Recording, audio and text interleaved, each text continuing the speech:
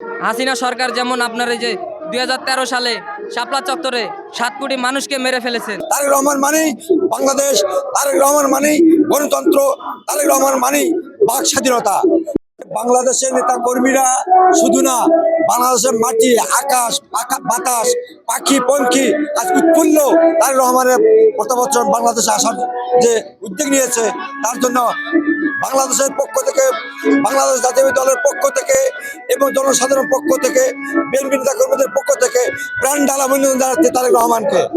আমরা গত 16 বছর স্লোগান দিয়েছি যে তারেক রহমান বীরের বেশে আসবে ফিরে বাংলাদেশে। আমাদের সেই স্লোগান আগামীকালকে বাস্তবে রূপ নিচ্ছে।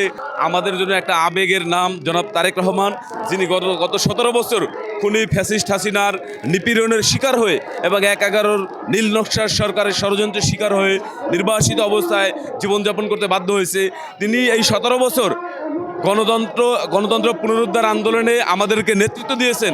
আমাদের সেই নেতা, বাংলাদেশের 16 কোটি মানুষের আশা আকাঙ্ক্ষার প্রতীক জনাব তারেক রহমান আগামীকালকে বাংলাদেশে ফিরছেন, তার স্বদেশ প্রত্যাবর্তন। সেজন্য বাংলাদেশের 16 কোটি মানুষ মুখিয়ে রয়েছে কখন তাদের প্রিয় নেতা জনাব তারেক রহমানকে বরণ করে নেবে, শুভেচ্ছা জানাবে, স্বাগত জানাবে। আগামীকালকে এই যে 300 ফিট পূর্বাচলের যে রাস্তা এবং এয়ারপোর্ট থেকে পূর্বাচল, এই রাস্তা লোকারণ্য হয়ে যাবে জনাব তারেক রহমানকে গ্রহণ করার জন্য।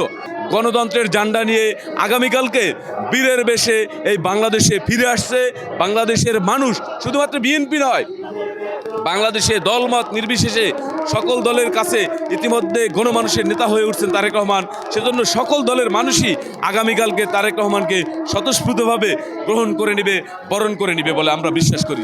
বিশ্ববাসী দেখবে এটা শুধুমাত্র বাংলাদেশ নয়, পৃথিবীর মধ্যে আগামীকালকে তারেক রহমানের এই গণসংবর্ধনা এটা রেকর্ড হয়ে থাকবে যে কোনো একজন নেতাকে বরণ করার জন্য তার দেশের এরকম আপামর জনগণ এইভাবে রাস্তায় নেমে আসে, রাস্তায় জড়ো হয়ে তাকে কংগ্রাচুলেট করে, তাকে শুভেচ্ছা জানায়, তাকে বরণ করে। সেটা আগামীকালকে ইতিহাস সৃষ্টি হবে।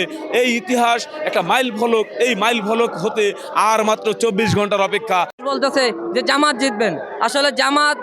আসলে আপনি মনে করেন যে পৃথিবীতে অনেক সময় দেখেছেন আপনারা যে ওনারা অনেক মানুষের উপরে নির্যাতন করেছে। হাসিনা সরকার যেমন আপনার এই যে 2013 সালে শাপলা চত্বরে 7 কোটি মানুষকে মেরে ফেলেছেন। যে রাস্তাঘাটে হাজারো কুকুর ছানা পড়ে থাকে, তাদের খাওয়ানোর মালিক হচ্ছে আল্লাহ, আমরা জনগণ না। তা আমরা দেখতে পাই অনেক সময় অনেক মানুষে রাস্তাঘাটে কুকুরকে লাথি মারে, বিড়ালকে মারে। তো এগুলা ঠিক না। আপনারা বিড়ালকে না মেরে, আমার বাসা হচ্ছে বরগুনা জেলা বেতাগী থানা, আপনি আমার বাড়ি চলে আসেন, লাগলে আমাকে মারেন, তা ওই বিড়ালকে মারিয়েন না, কুকুরকে মারিয়েন না। আমি বিড়াল প্রেমিক, আমি এগুলো দেখতে সহ্য করতে পারি না। আমি একজন পোষা প্রাণী প্রেমিক। আমি যখন ছবিটা দেখতে পারছি আমার কাছে অত্যন্ত ভালো লাগছে যে জামাতের জায়গায় বিএনপির জায়গায় আমরা যারা বিএনপি আছি, আমরা সদর অনভাবে চেষ্টা করব যে জনাব তারেক রহমানকে ভোটে জিতানোর জন্য বিপুল ভোটে